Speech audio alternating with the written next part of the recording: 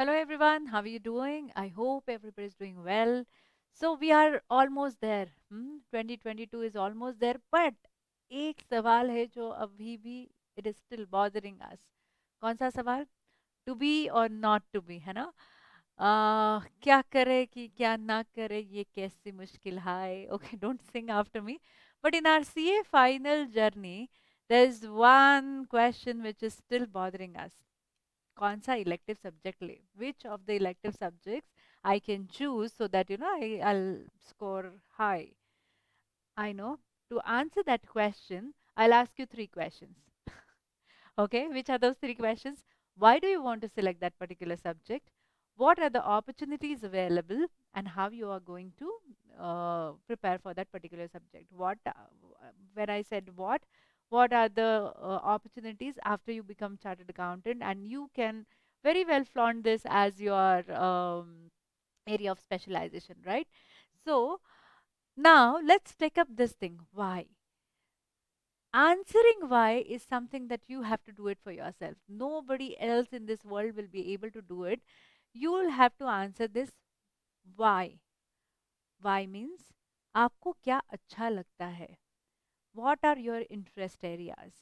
What do you want to do after you become chartered accountant? Whether you want to go to your conventional CA practice, or you want to get into MNC, or you want to get into any investment banking, or maybe international financial institutions like Credit Suisse, Deutsche Bank, JP Morgan, and stuff like that. Or you want to start up, get into startup, or you want to start your own business or something, right? Why? What do you want to do after you become a chartered accountant? So that is something you have to tell us. Second thing, what your interest areas? क्या अच्छा लगता है आपको काम करने के लिए? Whether you like accounting or taxation or law, or maybe you don't like any of these, you wanted to do something else in your life, right? तो क्या अच्छा लगता है? Okay fine. जो लोग बोलते हैं कि यार whenever you give me options, I get confused. One of my friend used to always tell me, Saili, whenever you have options you are powerful, right? तो आपके पास बहुत सारे ऑप्शंस है. 6 ऑप्शन तो है ही यहाँ के, बट आगे जाके सीए होने के बाद क्या करना है इसके भी बहुत सारे ऑप्शंस है. So if you don't know what you like, at least you should know what you don't like. Okay, that's how अपना सिलेक्शन प्रोसेस थोड़ा सा कम कम होता जाएगा, और हम you will arrive at particular thing, right? So if you don't know what you want to do, but you got to know, you should know that what you don't like, right? So those are why aspect. What are your interest areas? What do you want to do after becoming chartered accountant? And आपको क्या करना अच्छा लगता है, या फिर where you want to land up, your long term goal vis-a-vis short term goals, right? They say failing to plan is to planning to fail. Failing to plan is planning to fail. So we are going to plan it accordingly. What are your long term goals? What are your short term goals to achieve those long term goals, right? That way. Think about that scenario when you want to do. If I ask you, where do you want to see yourself down the line, 5 years or maybe 10 years or maybe 15 years, right? So, क्या करना चाहोगे आप? तो ये why का answer only you can do it. There was a very interesting, advertisement where there was a guy and he was telling मैं ये university में जा रहा हूँ, तो बाकी वो लाइन लगा के everybody was doing मैं even I will follow that particular person. So don't become मैं for your life, okay? Apply your own intellect.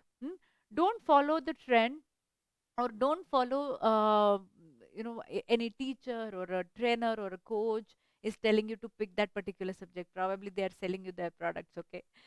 So when I say that first thing first, कैसे पता चलेगा कि आपको वो पर्टिकुलर सब्जेक्ट अच्छा लग रहा है या नहीं लग रहा है? वेबसाइट पे जाइए ना प्लीज, वेबसाइट पे जाइए, अपने आईसीएआई के वेबसाइट पे जाइए.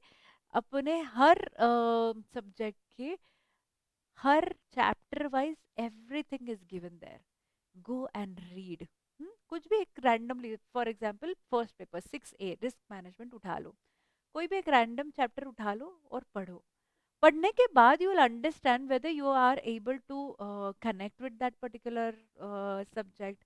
आपको वो अच्छा लग रहा है या नहीं लग रहा है. आप वो जो भी कॉन्सेप्ट है that sits with you, then read along, like पढ़ते जाइए आगे, ओके। फिर आप मुझे बताइए यार, ये बहुत टाइम कंज्यूमिंग है, कोई शॉर्टकट नहीं है क्या? अभी आप ही मुझे बताइए, सक्सेस के लिए कोई शॉर्टकट है तो मुझे भी बताइए, I will also follow it, right? कोई शॉर्टकट नहीं है, आपको पढ़ना ही पड़ेगा। I am not asking you to go through page by page and line by line, right? Only thing which I am asking is go randomly, pick any chapter और 2-3 chapters, overview कीजिए, ऊपर से सिर्फ देखिए, पढ़िए, just flip the pages, right? फिर you will understand कि आपको ये अच्छा लगेगा या नहीं लगेगा। This step is very important. How and when? How is like God forbidden, हाँ, गॉड फॉरबिडन, अगर आपको एक आधा अटेम्प्ट लग गया क्लियर होने में, तो you will have to select that particular subject again and study again. So will you be able to do that? Are you really interested to do that? अगर रफ पैच आ गया तो are you willing to do the same thing again in your next next attempt? That's one. Second, why I'm asking you read, because you'll have to understand कि exam के 1.5 दिन पहले आपका वो पूरा chapter start to end complete होता है या नहीं होता है, at least reading portion, right? Why I am telling you reading, क्योंकि जो भी है ना, आप 3 साल से पढ़ो या फिर 1 साल से पढ़ो या 1 महीने पढ़ो, जो हम वो 1 या 1.5 दिन में पढ़ते हैं ना, उसमें से अपना बहुत सारा confidence it's it's there, right? तो वो अगर हम कवर नहीं कर पाते तो मन में कहीं तो रहता है, shit, will I be able to do that? मुझे आएगा ना, या मेरा पूरा रिवीजन नहीं हुआ, या मेरा थोड़ा रीडिंग नहीं हुआ है, हाँ? तो that will boost your this thing. And third, जैसे मैंने बताया कि ये आपका एरिया ऑफ स्पेशलाइजेशन हो सकता है। See, taxation, costing, accounts, law, that is given, हाँ, that's why we are chartered accountant, तो ये हमारे कोर सब्जेक्ट है ही है। But this can stand out as your area of specialization, not really specialization, but there is something, that some added thing that you've done in your professional degree और something, right? तो इसलिए ये जरूरी है। So first thing first, don't go by trend. I am not totally disrespecting और disregarding the fact that trend पे जाइए ही मत। On a very lighter note, मैं हमेशा से ऐसे बोलती हूँ कि अपना वेदर डिपार्टमेंट, हवामान खाते अपना, और अपनी जो इंस्टीट्यूट है, ये कोई प्रेडिक्ट नहीं कर सकता, ओके? इनका कुछ भी प्रेडिक्शन ये नहीं होता, ये कभी भी कुछ भी हो सकता है इनके साथ, राइट? तो ये अपने इंस्टीट्यूट का एक ट्रेंड है कि वो खुद का ही ट्रेंड ब्रेक करते रहते हैं, राइट? अगर वो बता रहे कि अच्छा, रिस्क मैनेजमेंट बहुत इजी था, कॉपी पेस्ट था, तो next year, I mean next attempt, अचानक से वो प्रैक्टिकल सब्जेक्ट बन जाता है, बहुत सारा आपको लिखने को लगाते हैं, एप्लीकेशन ऑफ माइंड शुरू हो जाता है, राइट? तो इसलिए बोल रही हूँ, ट्रेंड ध्यान में लीजिए बट नॉट फुली, लाइक।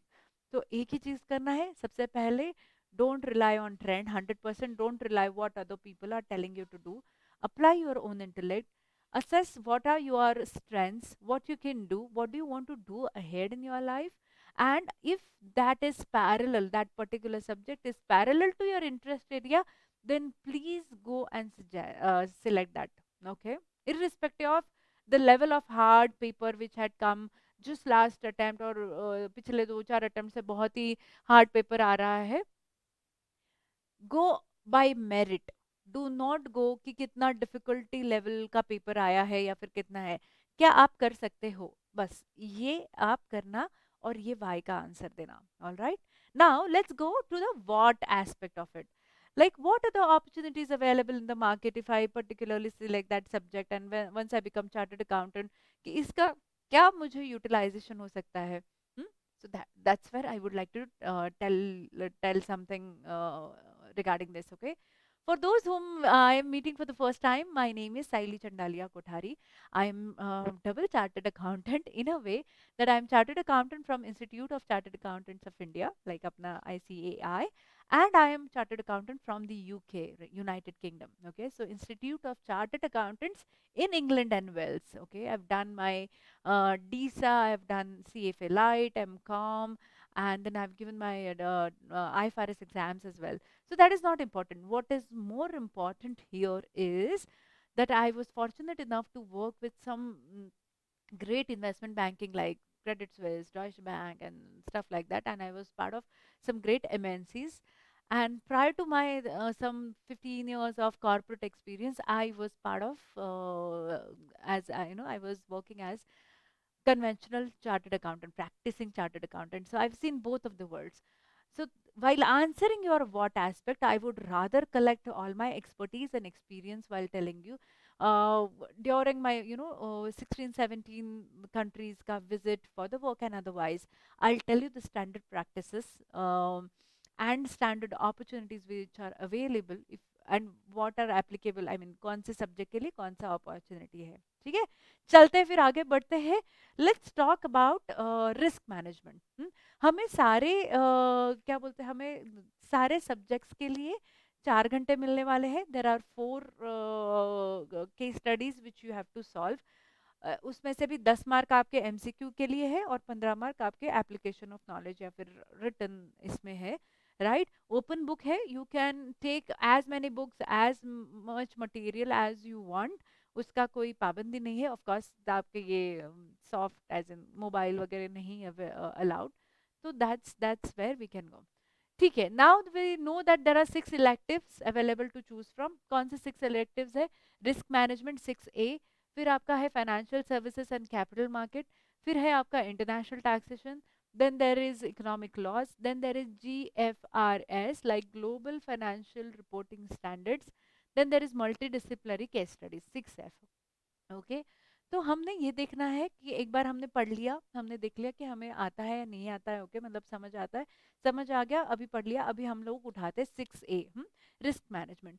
क्या है मैं I try and give you review, like छोटे छोटे reviews of each of the subjects, और then basis of that what are the opportunities available. तो ओवरव्यू क्या है रिस्क मैनेजमेंट सब्जेक्ट का? देखो, प्रिडोमिनेटली ना 3 चीजों में वो खेल रहे हैं. कौन सी 3 चीजें? Financial risk, operation risk and market risk. Okay, तो यही 3 चीजों में डेफिनेशन वाइज मत जाना, बट यही मोटा मोटे अपने लॉजिक या फिर अपने अंडरस्टैंडिंग के हिसाब से these are the only 3 things that they are into. तो वो अलग अलग 9 चैप्टर्स में उन्होंने दिया है. First 5 and 6 chapter is inter related, and 6th and 9th is little different. तो हमें इसमें क्या क्या सीखने मिलेगा, क्या क्या वो बता रहे. तो it is all about risk. Risk क्या है, source and evaluation of risk क्या है, रिस्क मैनेजमेंट क्या है, क्वांटिटेटिव टेक्निक्स क्या है, क्वालिटेटिव टेक्निक्स क्या है, मेजरमेंट कैसे है, ईआरएम का मतलब क्या है, ऑपरेशन रिस्क मतलब क्या है, क्रेडिट रिस्क मतलब क्या है, different models of the risk. हाँ, तो ये सारा मोटा मोटी हम लोग रिस्क के रिलेटेड सीखेंगे. तो मतलब हमने इट्स सर्कल, लाइक आइडेंटिफाई कर लिया कि क्या रिस्क है, फिर उसका असेसमेंट कर लिया और फिर मिटिगेशन कर लिया. तो ये क्लोज नेट सर्कल हो गया कि इसको हम रिस्क मैनेजमेंट बुलाते हैं. राइट, तो जो इसमें एक बेनिफिट आपको ऐसा है कि आपका जो एसएफएम है और ऑडिट है एंड थोड़ा सा लॉ का कॉन्सेप्ट इसमें हैंड इन हैंड जाता है. ओके, तो आपको स्मॉल बुक यार, just 9 chapters. Okay, mostly everything is theoretical, और 10 मतलब थोड़ा सा परसेंटेज रेशियो एनालिसिस जैसा कुछ है. तो वहाँ पे आपका कुछ तो प्रैक्टिकल एस्पेक्ट होता है, वही जो मैंने बताया कि आपके एसएफएम ऑडिट और मतलब फाइनेंस के पेपर या लॉ के पेपर में, जैसे आपका कॉर्पोरेट गवर्नेंस है, corporate governance is related to you what is your law. Right, तो थोड़ा सा लॉ रिलेटेड वो होता है. कैसे प्रिपेयर, मतलब एंड अभी, हाँ, अभी चलते हैं व्हाट एस्पेक्ट कि क्या क्या अपॉर्चुनिटीज है. जैसे ही आप आपका ये क्लियर कर देते हो, सीए फाइनल क्लियर कर देते हो, और अगर आपने रिस्क मैनेजमेंट उठाया है, तो straight away if you are aiming to get into the big business units like investment banking, like Credit Suisse, Deutsche Bank और JP Morgan, Morgan Stanley, Goldman Sachs, अगर वैसे वाले इंस्टीट्यूट जो कि पुणे, मुंबई, दिल्ली, आपके बैंगलोर और नोएडा, हाँ, मतलब ये 5 मेट्रो सिटीज में इनका इनके सेंटर ऑफ एक्सेलेंसेस है. If you want to get associated with them, then risk management would be should be your elective subject. उसके बाद अगर आप बोल रहे कि नहीं यार, मुझे ना ये इन्वेस्टमेंट बैंकिंग में नहीं जाना, मुझे एमएनसी, मतलब कोई भी दूसरा एमएनसी, या फिर मुझे प्रैक्टिसिंग सीए में मुझे जाना है, तो मैं ले सकता हूँ क्या? डेफिनेटली ले सकते हो, क्यों नहीं ले सकते.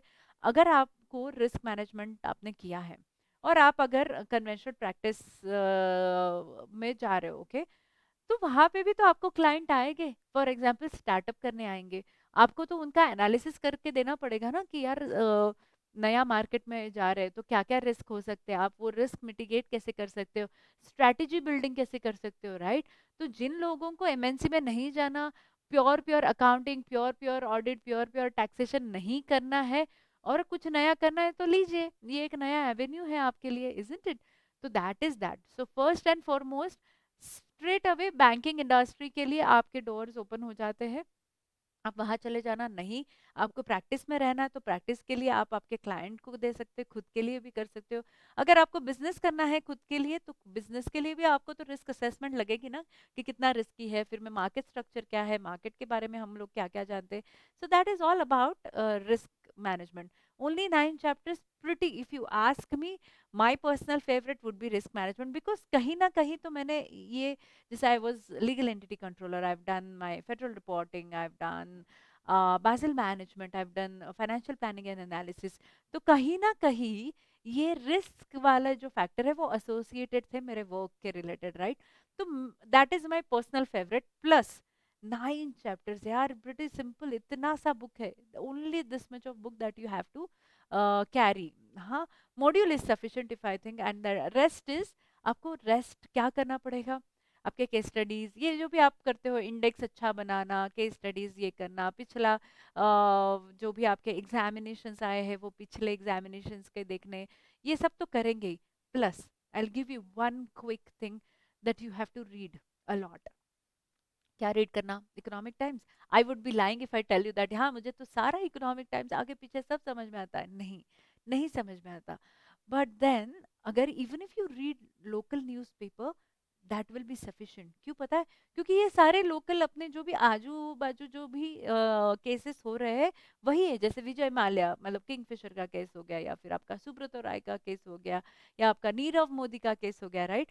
तो ऐसा ही ये रिस्क है, राइट। तो ये रिस्क रिलेटेड चीजें ही आपको पूछते हैं, और ये जो आपका बिजनेस एक्यूमेन बढ़ता है, लोकल न्यूज़पेपर पढ़िए या फिर इकोनॉमिक टाइम्स पढ़िए, अंडरस्टैंड, राइट।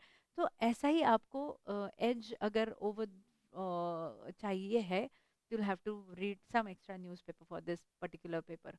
ठीक है। अगर आप फ्यूचर में चाहते हो कि आप एफआरएम जैसे कोई कोर्सेज करना चाहते हो, तो उसके लिए ये risk related subject would be perfectly in alignment या फिर पैरेलल चलता रहेगा।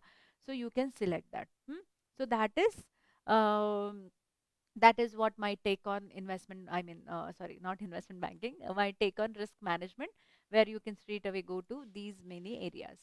Let's quickly jump to the financial services and capital market, 6B. Okay. जिनको ये मार्केट के बारे में बहुत पता है, मोतीलाल ओसवाल या शेर खान या ऐसे वाले चीज़ों में जाना है, इक्विटी एनालिसिस, वेंचर कैपिटल, ऐसी वाली जगह पे अगर आपको जाना है, तो financial services and capital market is the subject for you. कैसे, क्या होगा इससे? तो इसमें कुछ नहीं होगा, इसमें जो भी आपके कैपिटल मार्केट है या फिर आपके फाइनेंशियल सब्जेक्ट है, तो आपको ये जो भी आप फाइनेंशियल सर्विसेज रेंडर करने वाले हो इंटरमीडियरीज को या फिर बैंक को, या फिर उसके roles and activities in financial market या कैपिटल मार्केट, ये आपको समझ में आ जाएगा। ठीक है। तो आपको जैसे आपको ना एक थियोरेटिकल नॉलेज है, और वो आप प्रैक्टिकली यूटिलाइज कर पाते हो, राइट। तो क्या क्या दिया है 6B में, हमें क्या क्या देखने मिलेगा? हमें मिलेगा ग्लोबल फाइनेंशियल मार्केट्स, उसके बाद आपके कैपिटल मार्केट्स, प्राइमरी सेकेंडरी, आपका मनी मार्केट, फिर आपके अलग अलग impact of various policies on financial markets देख सकोगे। उसके बाद आपको कमोडिटी मार्केट है, आपके mutual funds, private equity, investment banking, credit rating, treasury operations, credit derivatives और सेबी गाइडलाइन, राइट। और बैंकिंग मैनेजमेंट भी थोड़ा हम सीखेंगे। तो 6B अगर मेरा मानो तो थोड़ा सा वॉल्यूमिनस है as compare to 6A। There have आपको बहुत सारे act such as SEBI act या other regulation related financial and capital market के रिलेटेड अपडेटेड होना पड़ेगा इन सब चीज़ों के लिए।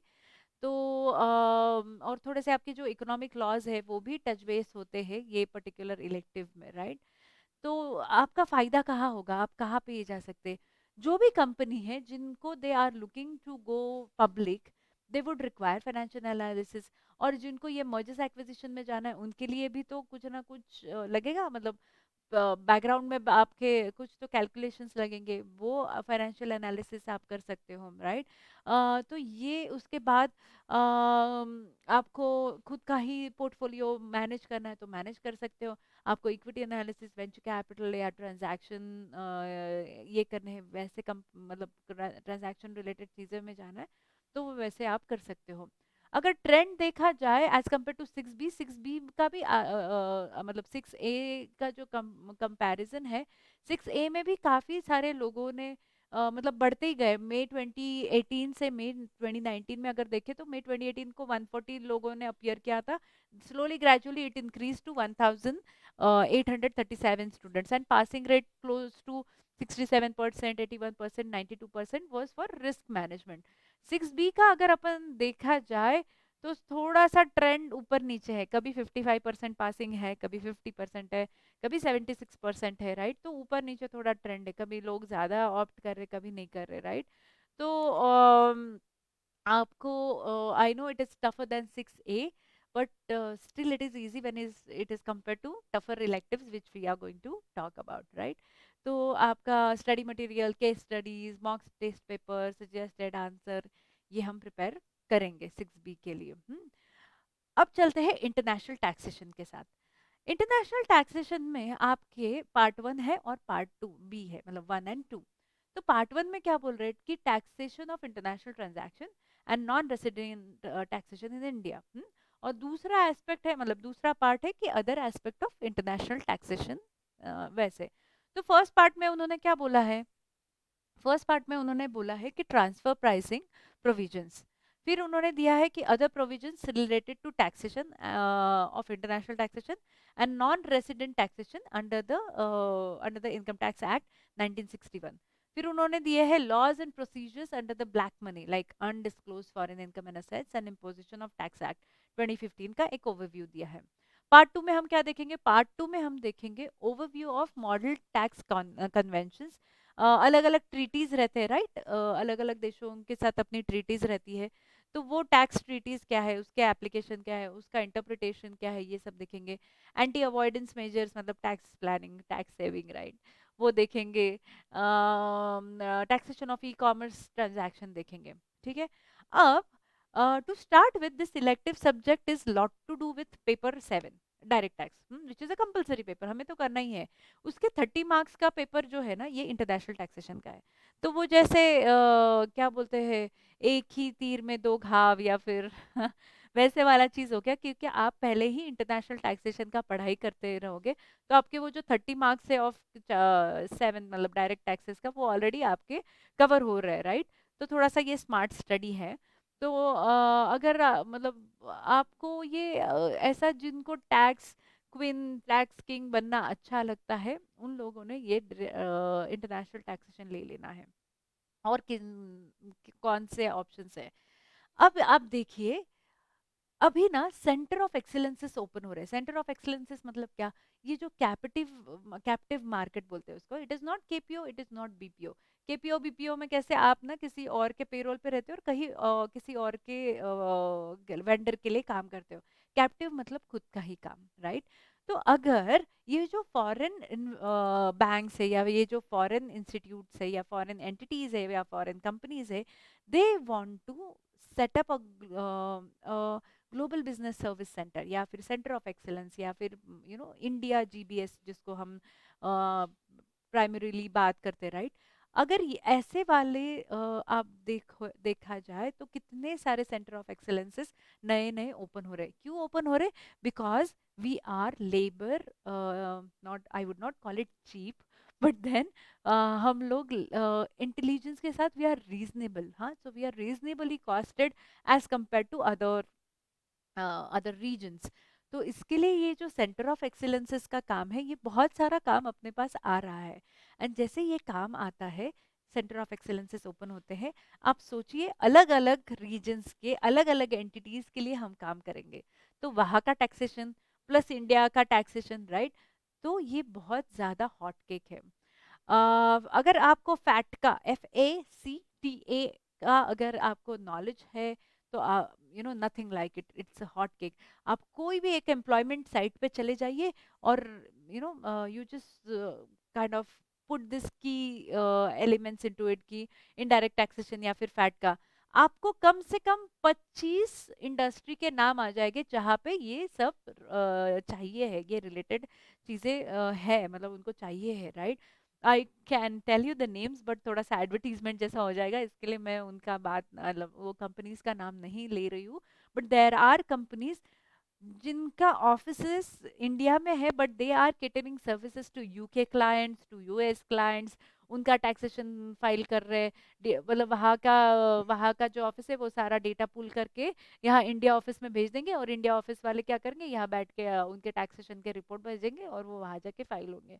तो ऐसे भी बहुत बड़ी बड़ी कंपनीज काम करती है, इसको फॉरेन टैक्सेशन के डिपार्टमेंट के अंडर ये सब कवर होता है, राइट। तो ये इंटरनेशनल टैक्सेशन, आप यहाँ पे इतनी सारी अपॉर्चुनिटीज है। चैलेंजेस क्या है? चैलेंजेस ये है कि आपको आपके डीटी के जैसे रूल्स एंड रेगुलेशंस चेंज होते रहते हैं, वैसे भी ये इंटरनेशनल टैक्सेशन के रूल्स एंड रेगुलेशन चेंज होते रहेंगे, आपको थोड़ा अपडेट रहना पड़ेगा, राइट। तो अगर आप ये जो भी क्या बोलते हैं, बहुत सारे चेंजेस होते हैं, बहुत सारे प्रैक्टिकल इश्यूज आते हैं, तो तो if you are ready to take that blow, then go for it. But अगर if you look at the stats, मतलब जो स्टैटिस्टिक्स है, तो ये बहुत ही फ्लक्चुएटिंग है। Passing percentage is from 57%, 74% to 31%, right. तो थोड़ा फ्लक्चुएटिंग है, even if it is a lucrative career stream, right. मतलब जैसे मैंने बताया, international taxation is a hot cake in the market, बहुत ज्यादा जॉब अपॉर्चुनिटीज है इसके लिए, राइट। तो from because it ranging from corporate to government to public to private, सब जगह पे ये लगने वाला है, राइट। तो you will be a global tax expert if you will be able to ace this paper with the flying colours, then you will be a global tax expert in that case, right. तो but अगर आप DT पे ही struggle कर रहे हो, तो then I would not recommend you for this particular paper at all. चलिए, अब चलते हैं 6D, इकोनॉमिक लॉज। हाँ, इकोनॉमिक लॉज का ये ना थोड़ा मोड़ा पोर्शन आपके इसमें भी है, हमें बहुत ज्यादा एक्ट नहीं मतलब पढ़ने हैं। बट जिन्होंने ऑलरेडी सीएस कर रखा है या कर रहे हैं, या जिन्होंने बीकॉम मतलब एमकॉम के जगह जिन्होंने लॉ करना है, या बीकॉम के जगह जो लॉ कर रहे हैं प्लस ये कर रहे हैं, राइट। तो इन लोगों ने ये इकोनॉमिक लॉज आंख बंद करके ले लेना है। क्यों? क्योंकि आपकी ये एक्ट पढ़ने की एपेटाइट इतनी ज्यादा रहती है ना, तो और 4-5 एक्ट भी दे दिए आपको पढ़ने के लिए, तो आपको कोई मतलब ऐसा बिग डील नहीं लगेगा, इजंट इट। तो क्या क्या हम कवर करने वाले हैं ये इकोनॉमिक लॉज में? हम डब्ल्यूटीओ मतलब वर्ल्ड ट्रेड ऑर्गेनाइजेशन के roles and responsibilities, function and dispute settlement mechanism वो देखेंगे। कंपनीज एक्ट 2002 के रूल्स एंड रेगुलेशंस एंड ये सब देखेंगे। आपके लॉ में तो ये है ही कवर, थोड़ा मोड़ा ये यहाँ पे आ गया कंपटीशन एक्ट के हिसाब से। फिर हम देखेंगे रियल इस्टेट एक्ट देखेंगे, इंसॉल्वेंसी एंड बैंक्रप्सी कोड देखेंगे, prevention of money laundering act देखेंगे, FEMA like foreign exchange management act देखेंगे, prohibition of benami property transaction act देखेंगे, राइट। तो it is closely related to आपका जो कॉर्पोरेट एंड इकोनॉमिक लॉज है, उसके क्लोजली रिलेटेड है, मोस्टली थियोरेटिकल है। तो जिन्होंने मतलब जैसे मैंने बोला कि इंक्लिनेशन है, आपको लॉ रिलेटेड प्रैक्टिस करनी है, सीएस रिलेटेड प्रैक्टिस करने हैं, तो आप ये कर सकते हो, राइट। तो इसमें सिर्फ एक चैलेंज है कि लीगल डिसीजन बाय कोर्ट्स या फिर एडजुडिकेटिंग अथॉरिटीज या फिर ट्रिब्यूनल्स या फिर ऐसा सब कुछ है, तो वो आपको प्रिपेयर करना पड़ेगा। मेरी मानो तो थोड़ा सा ये कंसिडरेबली टफ हो सकता है, क्योंकि कितने सारे केस लॉज है ना। अ, तो कौन सा टफ है, 6C ज्यादा टफ है या 6D, right. 6C is tougher, क्योंकि ये practical stand point of view से वॉल्यूमिनस है, चेंजेस होते रहता है। And 6D is also tougher because आपको बहुत सारे मल्टीपल लॉज इसमें ध्यान में रखने पड़ेंगे, राइट। तो और थियोरेटिकल पेपर है, तो थोड़ा सा आप देखिए, अगर आप इंटरेस्टेड है कि लीगल फील्ड में आपको जाना है, तो देन मतलब ऐसे if you want to become advocate और लॉयर, और फिर सीएस का आपको कुछ करना है आगे, तो ये सब चीज़ों में आप जा सकते हो। अगर ट्रेंड देखे तो पासिंग परसेंटेज फ्रॉम 60%, 82% टू 84% है। काफ़ी लोग लेते हैं 446 से लेके 4000 तक, मतलब रेंज ऊपर नीचे होती है, तो आप ये सब ले सकते हो।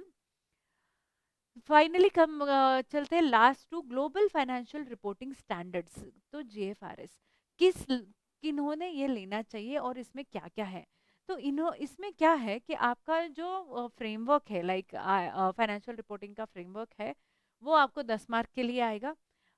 स्टैंडर्ड्स जो है, मतलब आईएफआरएस जो अपन बोलते हैं, वो जो स्टैंडर्ड्स है वो 70 मार्क्स के लिए आएंगे।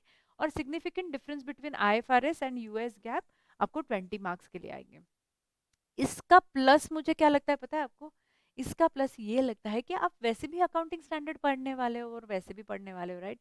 आईएफआरएस और अकाउंटिंग स्टैंडर्ड, इसमें बहुत मेजर ऐसे, मतलब बहुत ही एक दिस कॉर्नर ऑफ द ये है और अदर कॉर्नर ऐसा कोई है नहीं, राइट?